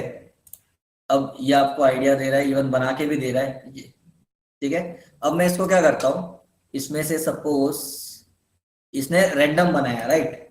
यहाँ पे कोई भी आपके फील्ड का टच नहीं है जो हमको चाहिए था। तो यहाँ पे आइडिया क्या दिया हुआ है, गुरु घासीदास जी टीचिंग ये ओम क्रिएटिविटी, मतलब अपने फील्ड से रिलेटेड नहीं है। तो यहाँ पे लिखा हुआ है घर सिर्फ ईट पत्थर से नहीं बल्कि संस्कार और शांति का स्थान होता है, ये अपने फील्ड से रिलेटेड दे रहा है, ठीक है। तो मैं क्या करता हूँ, मैं बोलता हूँ ये जो फेस्टिवल आइडिया नंबर 2 है इसके लिए प्रॉम्प्ट जनरेट करें, ठीक है। तो यहाँ पे मैं बोलता हूँ write a prompt for idea number 2, ठीक है, which is created by nano banana. अब ये नैनो बनाना क्या है, ये गूगल जेमिनी का टूल है जो इमेज क्रिएट करके देता है। हम यहाँ पे यदि बोलेंगे कि प्रॉम्प्ट किसके लिए चाहिए तो वो उसके हिसाब से प्रॉपर प्रॉम्प्ट बना के देगा, ठीक है। यहाँ पे मैं क्या करता हूँ, क्योंकि हमको अच्छे से लिखना नहीं आता तो हम क्या कर रहे हैं, हम चैट जीपीटी को बोल रहे हैं क्योंकि आपको आता है प्रॉपर प्रॉम्प्ट बना के दो। तो यहाँ पे वो प्रॉम्प्ट बना के दे रहा है, image of warm welcoming respective Guru Ghasidas Jayanti real estate company, ठीक है। ये अपने हिसाब से आपको बना के दिया। एक्सपेक्ट रेशियो 4:5, आप इसको चेंज करना चाहते हो तो कर सकते हो, ठीक है। तो मैं इसको यहाँ पे कॉपी करता हूं और ये मैंने इसको कॉपी किया। कॉपी करने के बाद हम क्या करते हैं, यहाँ पे टूल ओपन करते हैं गूगल जेमिनी, ये रहा। अब टूल ओपन करने के बाद यहाँ पे नीचे आपको दिख रहा है क्रिएट इमेज, ये बनाना का आइकॉन है, मतलब ये नैनो बनाना ही है। अब यहाँ पे जो भी प्रॉम्प्ट था वो डाल दो, 4:5 हमने बोला हुआ है, ये आपने डाल दिया। अब क्रिएट, ये क्या करेगा ये आपको एक इमेज बना के देगा, ठीक है। अब देखते हैं क्या बनाता है। तो खाली फेस्टिवल पोस्ट नहीं, आप प्रमोशनल पोस्ट भी बनाना चाहते हो तो बना सकते हो, ठीक है। मैं आपको एक आध और क्रिएट करके दिखाऊंगा तो आपको समझ में आएगा कि हालांकि ये जो टूल होते हैं, कल भी मैंने क्लास में बताया था, एआई डिजिटल मार्केटर की किसी की जॉब खाने के लिए नहीं आए हैं। यदि आपको एआई यूज करना आता है तो आप क्या कर सकते हो, अच्छी तरीके से उसको अपने फील्ड में यूज करके आधे एक घंटे का काम 5-10 मिनट में कर सकते हो। ये रहा, दिख रहा है। इसने क्या किया, रियल एस्टेट का फील्ड का टच दे दिया, नीचे मैसेज आ गया warm wishes on Guru Ghasidas Jayanti real estate company. हमने कंपनी का नाम नहीं डाला इसलिए उसने रियल एस्टेट कंपनी डाल दिया है। आप नाम डालोगे तो बकायदा आपकी कंपनी का नाम आ जाएगा। आप यदि लोगो दोगे तो वो लोगो ऐड कर देगा। अब सोचो कि ये जो इमेज उसने दिया हुआ है, इस टाइप का इमेज आप बनाने जाओगे तो क्या इतना अच्छा बना पाओगे। ये फुल्ली प्रोफेशनल आपको इसने बना के दे दिया है।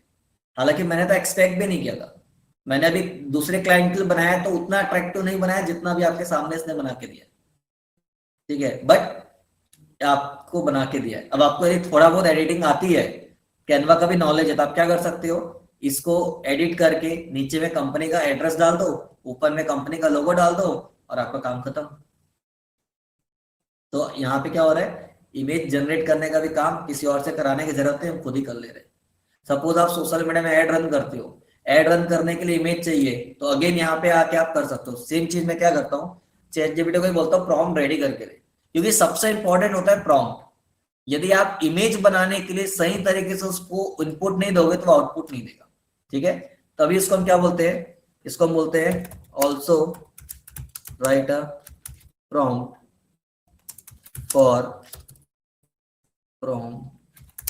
For my Meta ads campaign where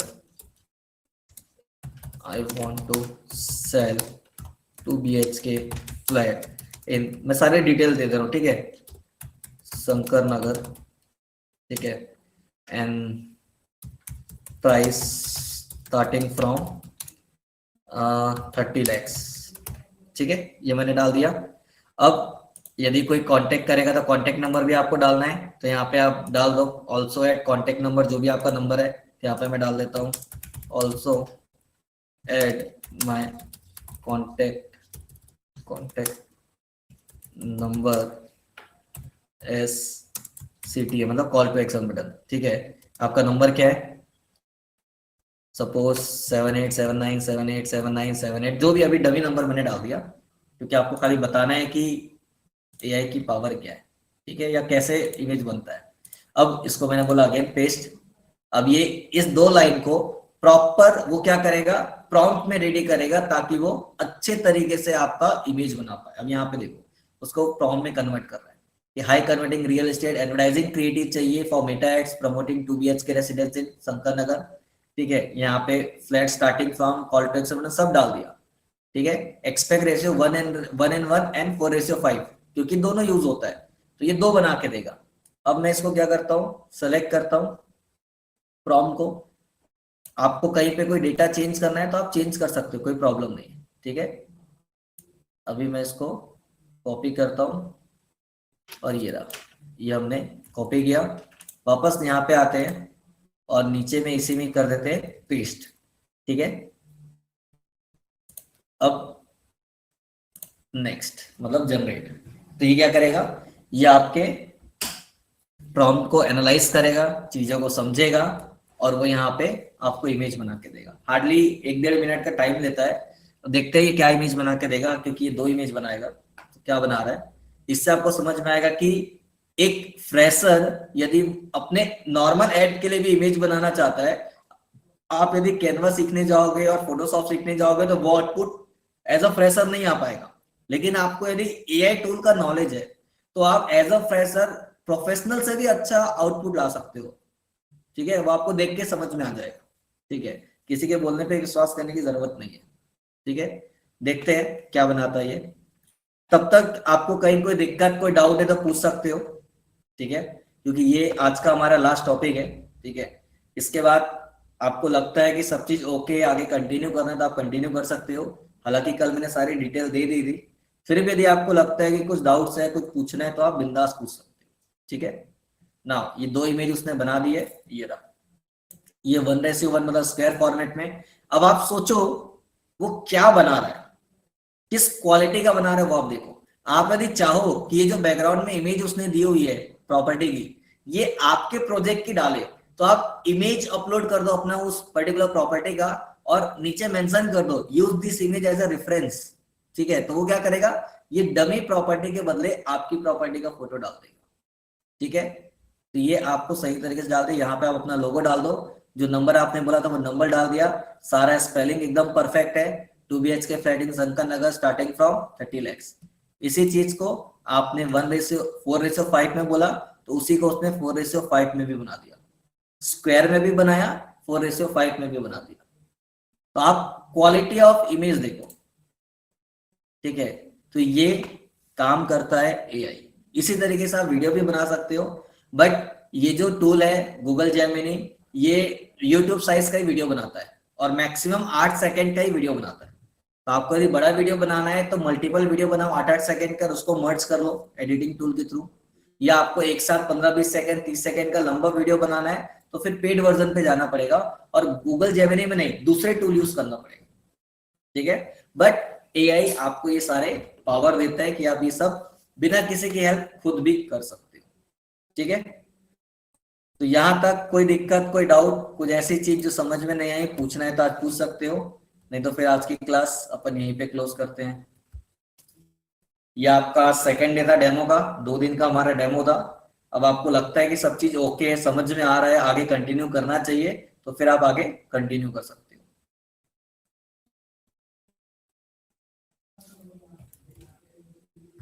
बताइए खेमराज जी, क्लियर है या कोई डाउट है?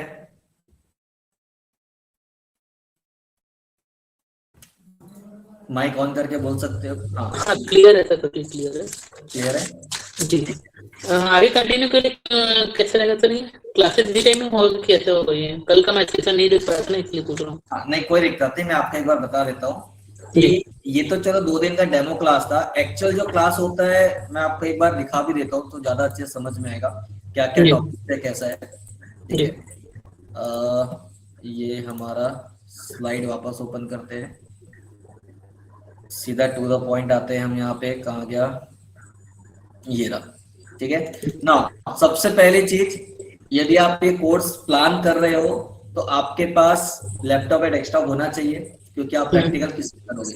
ठीक है, ये पूरा प्रैक्टिकल फील्ड है, थ्योरेटिकल है ही नहीं।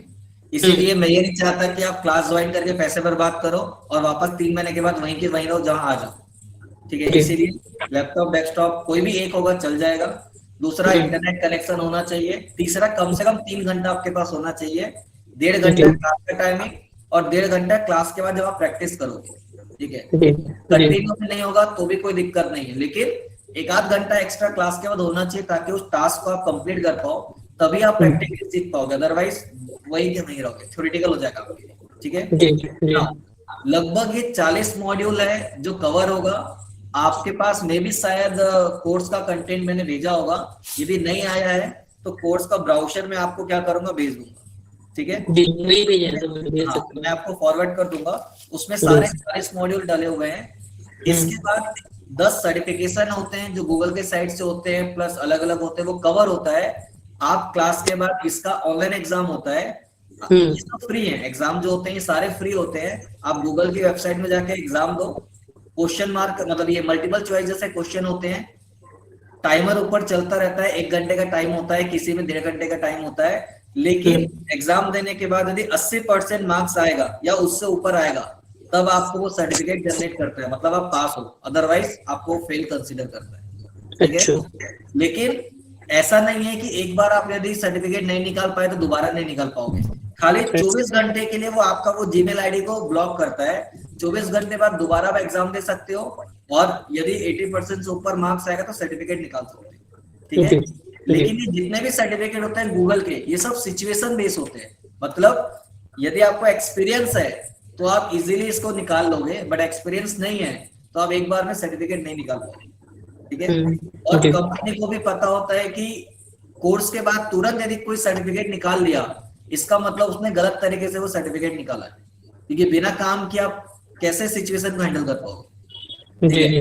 तो वो उनको पता रहता है कि आपने कुछ ना कुछ, या तो एक तरफ दूसरा लैपटॉप रखा होगा, वहां से आंसर देख देख के आपने दे दिया, क्योंकि आप घर में बैठ के ऑनलाइन एग्जाम देते हो, तो उनको पता होता है। इसीलिए खाली सर्टिफिकेट पे फोकस मत करना, लेकिन ये कोर्स में कवर होगा। इसके बाद इंस्टीट्यूट का एक सर्टिफिकेट मिलेगा। ठीक है, जो आप कोर्स किए होगे तो इंस्टीट्यूट का एक सर्टिफिकेट मिलेगा। इसके बाद आपको बताया गया होगा, क्योंकि हमारा कोर्स ड्यूरेशन 3 महीने का होता है, ठीक है, प्लस एक इंटर्नशिप अलग से प्रोवाइड की जाती है। तो जब आप इंटर्नशिप करोगे तो इंटर्नशिप का सर्टिफिकेट अलग से मिलता है। इंटर्नशिप इसलिए कराया जाता है, क्लास में तो आपको असाइनमेंट टास्क मिलेगा, लेकिन इंटर्नशिप में एक्चुअल में कंपनी में कैसे काम होता है वो आपको समझ में आता है। उसके लिए आप यदि अभी जॉब कर रहे हो या खुद का कोई बिजनेस है, स्टूडेंट है, उससे कोई मतलब नहीं है, आपका काम डिस्टर्ब नहीं होगा। यहाँ पे इंटर्नशिप में आपको 10 घंटा या 8 घंटा आने की जरूरत नहीं है। ठीक है, जब इंटर्नशिप चालू होगा तो स्टार्टिंग के 1-2 क्लास आपको अटेंड करना है, 1-2 घंटे की होगी। इसमें आपको कैसे काम करना है, रिपोर्ट्स कैसे बनाना है वो सिखाया जाएगा, और 5 दिन आपको टास्क दिया जाएगा कि 5 दिन अपने कन्वीनियंट के हिसाब से, अपने टाइम के हिसाब से उसको कंप्लीट करो और उसको सबमिट करना है। फिर 1 वीक के बाद आपकी क्लास होगी, आपने जो किया वो सही है कि गलत है, सही है तो आगे बढ़ेंगे, गलत है तो उसमें क्या आपने गलती की वो बता के फिर दूसरा टास्क देंगे। इस तरीके से वो लगभग 1 से 1.5 महीना चलता है, या 2 महीने भी कभी कभी हो जाता है, जिस आप एक्चुअल काम करना सीखते हो। ठीक है, तो इंटर्नशिप का ये एक्सपीरियंस लेटर जो होता है वो आपको मिलता है। देन जब आप इंस्टीट्यूट में काम मतलब कोर्स करोगे तो आपको 100% जॉब असिस्टेंस मिलता है। यदि आपको जॉब करना है तो कोर्स खत्म होने के बाद, इंटर्नशिप के बाद हमारे पास कंपनी वैकेंसी फॉरवर्ड करती है, वो वैकेंसी आपको हम फॉरवर्ड करते हैं कि यहाँ पे वैकेंसी है, आप यदि इंटरेस्टेड हो तो वहां पे क्या कर सकते हो, अप्लाई कर सकते हो। ठीक है, तो जब तक आपकी जॉब नहीं लगेगी हमारे पास जो भी वैकेंसी आएगी वो आपको फॉरवर्ड होती जाएगी, आप वहां पे अप्लाई कर सकते हो। और वैसे भी लास्ट में इंटरव्यू प्रिपरेशन आपको कराया जाता है कि इंटरव्यू में कैसे कैसे क्वेश्चन आते हैं, रिज्यूम कैसे बनाना है, किस टाइप से आंसर देना है ताकि आपको प्रॉब्लम ना हो। देन जब आप वेबसाइट डेवलपमेंट का एक छोटा सा टॉपिक होता है, उस समय आपको एक सब डोमेन और होस्टिंग प्रोवाइड होती है जिसमें आप खुद अपनी वेबसाइट बनाना सीखते हो बेसिक लेवल पे, और उस वेबसाइट पे एसईओ करना है, सोशल मीडिया मार्केटिंग करना है, सब अपनी उस वेबसाइट पे करते हो, जो 3 महीने तक आपके लिए रहता है। 3 महीने तक वो लाइव रहेगा, आप उसमें जो काम करना है करो, आपका इंडिविजुअल है। आप चाहो तो रियल एस्टेट के हिसाब से वेबसाइट बनाओ, चाहो तो रेस्टोरेंट के हिसाब से बनाओ, चाहो तो फैशन इंडस्ट्री के हिसाब से बनाओ, वो आपके ऊपर है। जिसमें आपको इंटरेस्ट है उससे रिलेटेड वेबसाइट बनाते हो और उस पर काम करते हो। ठीक है, देन एक स्टूडेंट पोर्टल होता है जिसका एक्सेस 1 ईयर तक होता है। ठीक है, अभी स्टूडेंट पोर्टल क्या होता है, यहाँ पे मैंने ओपन किया the digital junction, log in करता हूं। एडमिशन के बाद आपको आईडी पासवर्ड मिल जाएगा। ठीक है, अभी मैं अपना आईडी पासवर्ड लॉग इन करके आपको दिखाता हूं। नाउ लॉग इन किया, जैसे ही आप वीडियो लेक्चर में आओगे जितना भी कंटेंट है वो सब आपको यहाँ पे टॉपिक वाइज दिखेगा पूरा। ठीक है, एसईओ हो गया, गूगल एडसेंस हो गया, ग्राफिक डिजाइनिंग हो गया, लोकल एसईओ, जितना आप पढ़ोगे वो सब यहाँ पे है।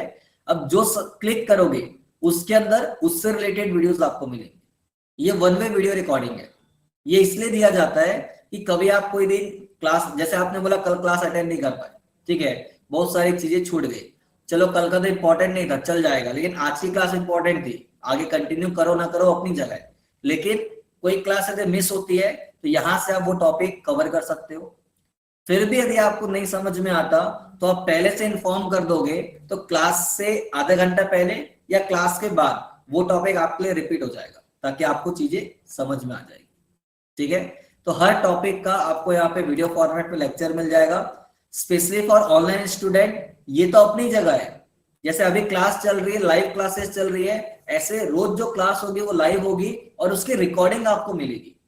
क्योंकि इस पोर्टल में जो वीडियो है ये 1 वे फॉर्मेट पे, खाली मैं ही बोल रहा हूँ, सामने कोई नहीं है, तो वो एकदम कंटिन्यू फ्लो में है। लेकिन क्लास में क्या होता है, जैसा अभी आपने बीच में 2-3 क्वेश्चन किए जिसके लिए हमने क्या क्या आपके क्वेश्चन का जवाब दिया अलग अलग तरीके से। ठीक है, तो क्लास में क्या होता है, 2 वे कम्युनिकेशन होता है। तो हो सकता है कि आपको कोई डाउट आया, मैंने उसको दूसरे तरीके से एक्सप्लेन किया, तो वो रिकॉर्डिंग ज्यादा इंपॉर्टेंट होगी कंपेयर टू ये 1 वे। तो आपको वो क्लास की रिकॉर्डिंग भी मिलेगी। उसके साथ साथ यहाँ पे केस स्टडी दिया हुआ है समझने के लिए, थ्योरेटिकल फॉर्मेट में भी है और यहाँ पे वीडियो फॉर्मेट में भी है। ठीक है, ये आप देख सकते हो। देन टूल्स, ये हमने इसलिए यूज किया है क्योंकि बहुत सारे लोगों की डिमांड थी कि सर आप इतने सारे टूल बताते हो लेकिन याद ही नहीं रहता कि कौन सा टूल किस काम आता है। तो यहाँ पे क्या क्या हुआ है, पूरे टूल की लिस्ट है जो आप डिजिटल मार्केटिंग के कोर्स के अंदर सीखोगे 3 महीने में। हर टूल्स का काम क्या है, एक लाइन में उसका एक्सप्लेनेशन दिया हुआ है, वो टूल क्या है, उसका नाम क्या है, और क्लिक करने पे डायरेक्ट उस टूल को ओपन कर लोगे, तो आपको खोजने की भी जरूरत नहीं। तो यहाँ पे ये चीजें आपको दी हुई है। इंटरव्यू क्वेश्चंस आपको यहाँ पे दिया हुआ है कि जनरल क्वेश्चंस क्या आते हैं, उसका आंसर क्या है। ठीक है, एसईओ से रिलेटेड क्या क्वेश्चन होगा, सोशल मीडिया से रिलेटेड क्या होगा, गूगल एड्स से रिलेटेड क्या होगा, कंटेंट मार्केटिंग से रिलेटेड क्या है, सबके आंसर भी डालो, ये प्रैक्टिस के लिए। ठीक है, प्लस क्लास में भी आपको बीच बीच में बताते हैं कि इस टॉपिक में क्या क्वेश्चन आ सकता है, तो आप उसके हिसाब से रेडी रहते हो। प्लस जो जॉब ओपनिंग्स है वो जॉब ओपनिंग्स आपको यहाँ पे दिखती है। ठीक है, लेकिन यहाँ पे जॉब ओपनिंग्स थोड़ा लेट अपडेट होता है, लेकिन जैसे कंपनी हमको जॉब ओपनिंग्स भेजती है वो व्हाट्सएप में भेजती है, तो वो व्हाट्सएप मैसेज कॉपी करके आप लोगों का जो व्हाट्सएप ग्रुप बनता है उस व्हाट्सएप ग्रुप में हम भेज देते हैं। इससे क्या होता है, कहीं ना कहीं तुरंत आपको नोटिफिकेशन आ जाता है और आपको लगता है कि वो लोकेशन पे, वो सैलरी पे आपको ओके है, तो वहां पे जाके आप अप्लाई कर सकते हो। ठीक है, देन रिज्यूम का फॉर्मेट, बहुत सारे लोगों को रिज्यूम बनाना नहीं आता, या फॉर एग्जांपल पहली बार जॉब कर रहे हैं तो उनको पता ही नहीं है कि इस फील्ड के लिए रिज्यूम कैसे बनता है। तो यहाँ पे अलग अलग 3 रिज्यूम दिया हुआ है, आप डाउनलोड करो, जो पसंद आ रहा है उसको एडिट करो, और उसको आप शेयर कर सकते हो एज अ, जहां पे भी आप जॉब करोगे वहां पे, ठीक है। Then student material, study material, ये थ्योरेटिकल फॉर्मेट में बहुत पहले हमने बनाया था 2024 में, ठीक है, जब मैं school of digital marketing Pune में एज अ फैकल्टी था, ठीक है। लेकिन आज की डेट में थ्योरेटिकल किसी को पढ़ना पसंद नहीं है, तो ये लगभग 150 पेज की पीडीएफ है। बेटर है कि पीडीएफ से अच्छा वीडियो यूज करो, लेकिन फिर भी यहाँ पे थ्योरी फॉर्मेट में पूरा प्रोसेस दिया हुआ है। आपको इससे पढ़ना है तो इससे पढ़ सकते हो, या वीडियो यूज करना है वो आपकी मर्जी है।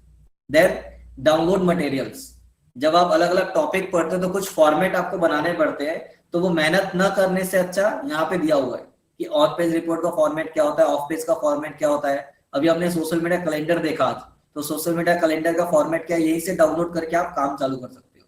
आपको एक्सेल में जाके वो सारे पॉइंट लिख के काम करने की जरूरत नहीं है, ठीक है।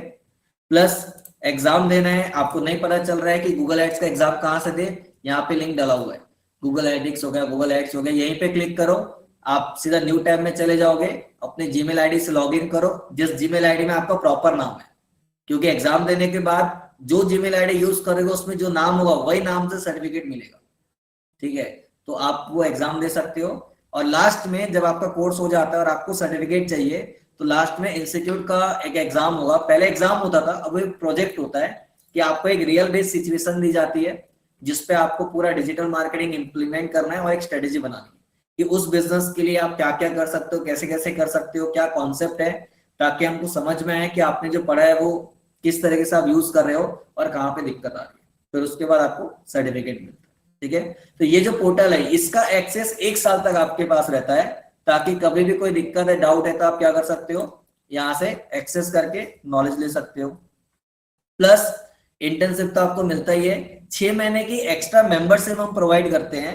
6 महीने की मेंबरशिप क्यों प्रोवाइड करते हैं, क्योंकि कोर्स खत्म होने के बाद, क्योंकि ये डायनेमिक फील्ड है, टेक्नोलॉजी अपडेट होते रहती है, तो आपको लगता है कि 6 महीने मतलब कोर्स खत्म होने के बाद आप कहीं पे जॉब कर रहे हो, या फॉर एग्जांपल प्रैक्टिस कर रहे हो, फ्रीलांसिंग कर रहे हो, कोई टॉपिक ऐसा लग रहा है कि थोड़ा सा डाउट है, समझ नहीं आ रहा है या भूल गया ऐसा लग रहा है, तो आप कोर्स के बाद नेक्स्ट 6 महीने तक कभी भी कोई भी बैच रिपीट कर सकते हो। जरूरी नहीं कि आपने 8 बजे का बैच ज्वाइन किया तो 8 बजे ही करोगे, शाम का 5 बजे का भी बैच कर सकते हो, अर्ली मॉर्निंग का भी बैच कर सकते हो, जैसा आपका नीड है वो कर सकते हो, ठीक है। उसके अलावा फ्लेक्सिबल बैच टाइमिंग आप लोगों को शायद बताया गया होगा, 4 बैच चलती है, सुबह 10 बजे की बैच है, दोपहर को 2 बजे की बैच है, शाम को 5 बजे की बैच है, और रात को 8 बजे की बैच है, ठीक है। आपको जो बैच में कंफर्टेबल है उसमें आप ज्वाइन कर सकते हो। और लास्ट सर्टिफिकेशन का जैसे मैंने बता दिया, इंस्टीट्यूट से सर्टिफिकेट मिलेगा वो तो मिलेगा, बट बाकी सर्टिफिकेट आपको ऑनलाइन एग्जाम देके निकालने पड़ेंगे, बट एज अ फ्रेशर जल्दी लोग नहीं निकाल पाते। लेकिन फिर भी आपको लगता है कि आप काम कर रहे हो, एक्सपीरियंस हो चुका है, तो आपको तरीका बता दिया जाएगा, आप अपने हिसाब से जब कॉन्फिडेंट हो, जिस टाइम आप कॉन्फिडेंट हो, आप ऑनलाइन एग्जाम दे सकते हो। इसका कोई फिक्स शेड्यूल नहीं होता कि सुबह 10 बजे चालू होगा या इस दिन पे हर मंडे को 12 बजे एग्जाम देगा, नहीं। जब मन किया, रात को 2 बजे आपको लगता है कि मेरे को एग्जाम देना है, सर्टिफिकेट निकालना है, आप गूगल का एग्जाम देके सर्टिफिकेट निकाल सकते हो, ठीक है। ये सारी चीजें हैं। कोर्स का ड्यूरेशन मैंने बता दिया, इसकी फीस 20,000 रुपए इसकी फीस है कोर्स की, लेकिन यदि आप 1 शॉट में पे करते हो तो 18,000 रुपए इसकी फीस है। लेकिन क्योंकि कल डिजिटल मार्केटिंग डे था, ठीक है, क्योंकि हमारा फील्ड ही वही है एज अ डिजिटल मार्केटर, तो कल से हमारा डेमो स्टार्ट हुआ था, तो as a digital marketing day हमने कल ऑफर रखा था, जो आज लास्ट है, ठीक है, कि यदि कोई आज की डेट तक एडमिशन लेता है तो उसको 2,000 एडिशनल डिस्काउंट मिलेगा। मतलब यदि आप एक बार में पूरी फीस पे करते हो तो आपको 20,000 के बदले 16,000 रुपए पे करना पड़ेगा। लेकिन यदि आप आज नहीं करते हो, कल एडमिशन लेते हो या परसों एडमिशन लेते हो, तो आपकी फीस 18,000 होगी। कब? यदि आप 1 शॉट में पे कर रहे हो तब। लेकिन यदि आप 2 पार्ट में करना चाहते हो तो 20,000 आपकी फीस रहेगी, ठीक है। 10,000 प्लस 1 महीने के बाद 10,000, आज की डेट पे एडमिशन हो जाएगा तो 18,000 फीस रहेगी, 9,000 पहले पे कर सकते हो और 1 महीने के बाद 9,000 पे कर सकते हो, वो आपकी चॉइस है। लेकिन ये जो ऑफर है 16,000, ये 1 शॉट पेमेंट करने पे ही है। ये मैंने एक्चुअली कल बताया था, आप आज देख रहे हो तो आपके लिए एकदम जल्दी हो जाएगा, ठीक है। तो मैं आपके लिए 1 दिन एक्सटेंड कर सकता हूँ, ठीक है, थोड़ा सा सोचने के लिए भी टाइम चाहिए। यदि आपको लगता है सब चीज ओके है, कोई दिक्कत नहीं, कंटिन्यू करना है, तो यदि कल की डेट में भी यदि आप एडमिशन लेते हो तो आपको 16,000 ही पड़ेगा, और यदि आप 2 पार्ट में देना चाहते हो तो 18,000 रुपए फीस रहेगी, 9,000 और 9,000 आप पे कर सकते हो, कोई दिक्कत नहीं। Okay sir. ठीक है।